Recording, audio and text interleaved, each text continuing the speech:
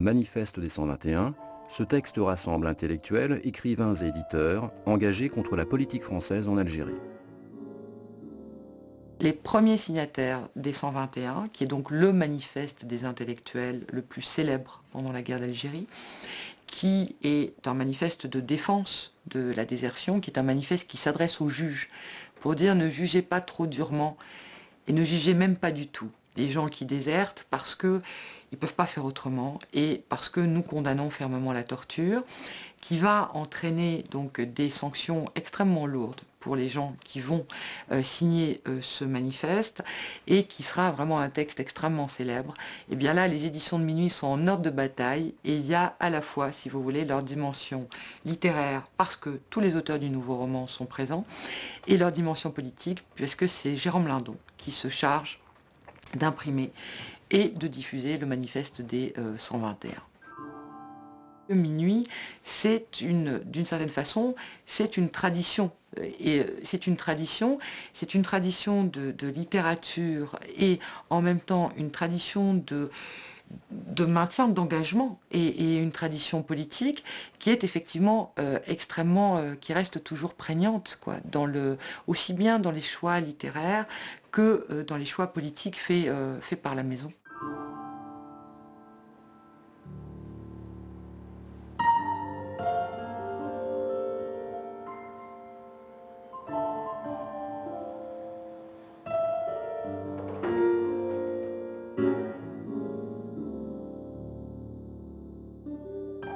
Dans les années suivantes, Minuit est une maison d'édition unique en son genre.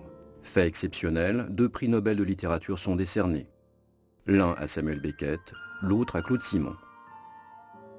Des auteurs nés avec le nouveau roman continuent d'y publier leurs œuvres. Le catalogue Minuit rassemble les auteurs les plus prestigieux de la littérature française.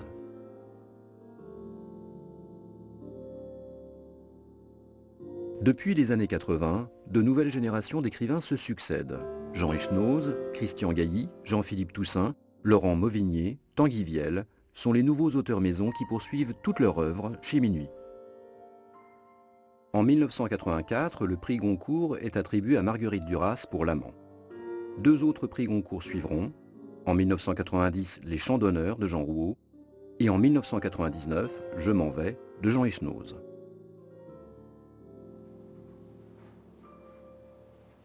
C'est aujourd'hui Irène Lindon qui dirige les éditions de Minuit. Toujours à la découverte de nouveaux auteurs, comme Julia Deck en 2012, elle privilégie la qualité à la quantité, fidèle en cela à la spécificité de la maison, préférant l'œuvre au best-seller. Quand on décide de publier un premier travail, c'est un pari qu'on fait sur l'avenir. Si c'est juste pour publier un premier roman et ne pas publier le second, ça n'a pas vraiment beaucoup de sens d'encombrer les tables des librairies. Je veux dire, on peut se tromper, mais en fait, on essaye de faire un pari sur l'ensemble d'une œuvre et ça, c'est un travail de parfois plusieurs dizaines d'années. C'est peut-être qu'avec le temps, l'auteur écrit d'autres livres, finit par être reconnu, et d'une part par les lecteurs, ensuite parfois par l'université, et ensuite par les honneurs.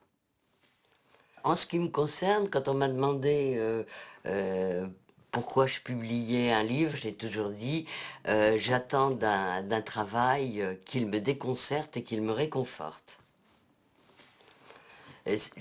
Voilà, je veux dire, si on a le sentiment en lisant un texte qu'on a lu un nombre de fois infini la même chose, ça n'a pas d'intérêt. Si quelque chose vous surprend mais ne vous impressionne pas, bon ben, on ne sait pas vers où on va, donc c'est pour ça que j'ai choisi cette formule que je peux appliquer à tous les auteurs de la maison.